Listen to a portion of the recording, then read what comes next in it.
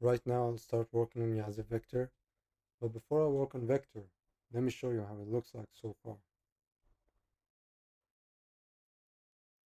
So, this is how Vector is looking so far. You've got vents in the middle, and you've got a thin line at the top. Now you can hover your mouse over this thin line, and it expands, and it shows your goal. Currently, there's no goal set, so you can click on this, and you get this. You get questions and you can answer this question.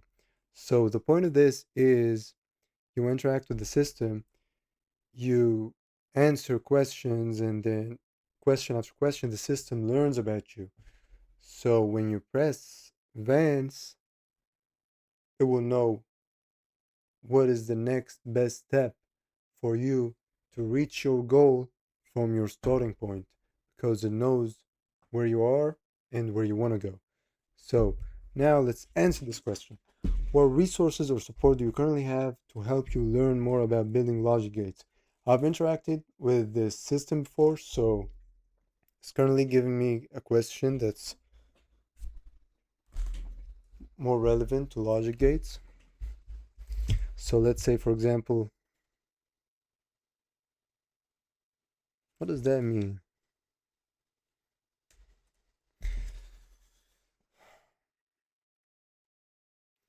Well, you get the goal now.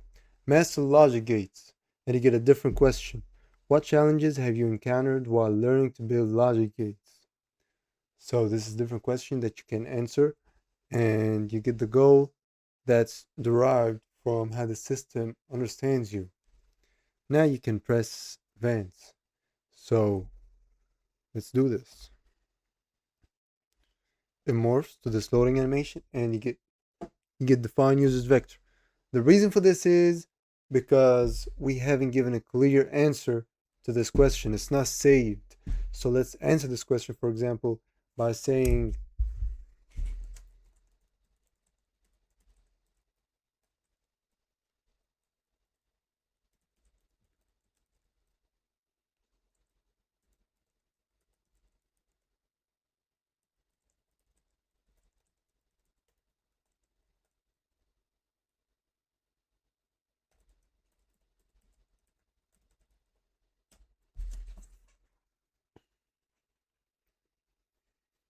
you get a different question, and the goal is currently is glitching.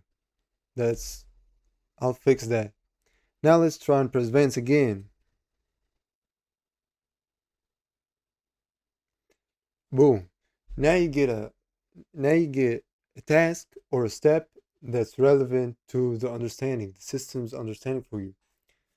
And all of this is still early. I'm still working on this, but this is how it's relatively early for integrating the prompts in the system. But the design, it went through a lot of stages to reach what it is right now. You can also hover over this divider right there, and you get a reason or description for the task. You can also hover your mouse up and you get the settings.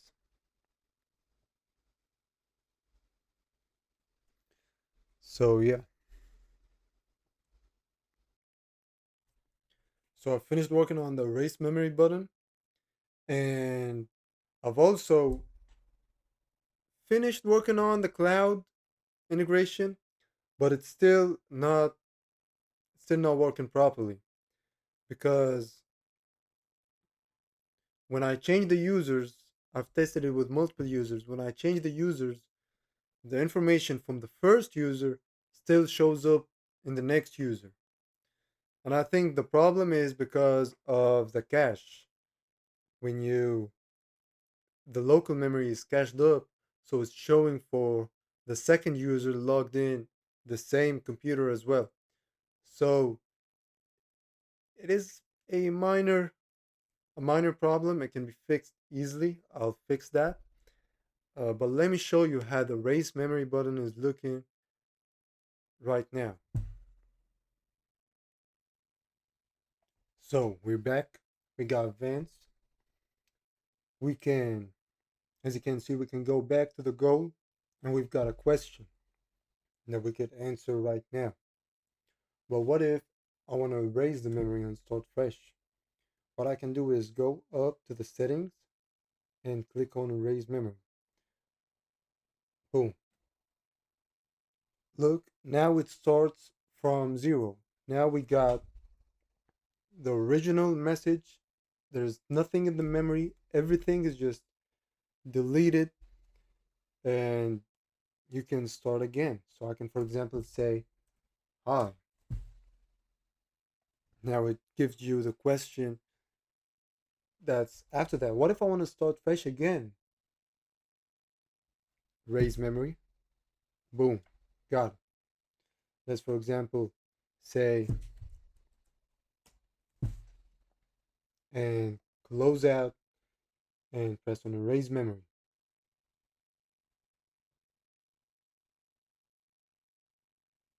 Still does what it's supposed to do. So if I click on Vents right now, it shows that there is some initial setup that must be done. Basically, you didn't give it any information. You didn't answer any of its questions. So let's, for example, simulate this a little bit. What's the goal that you're currently working towards?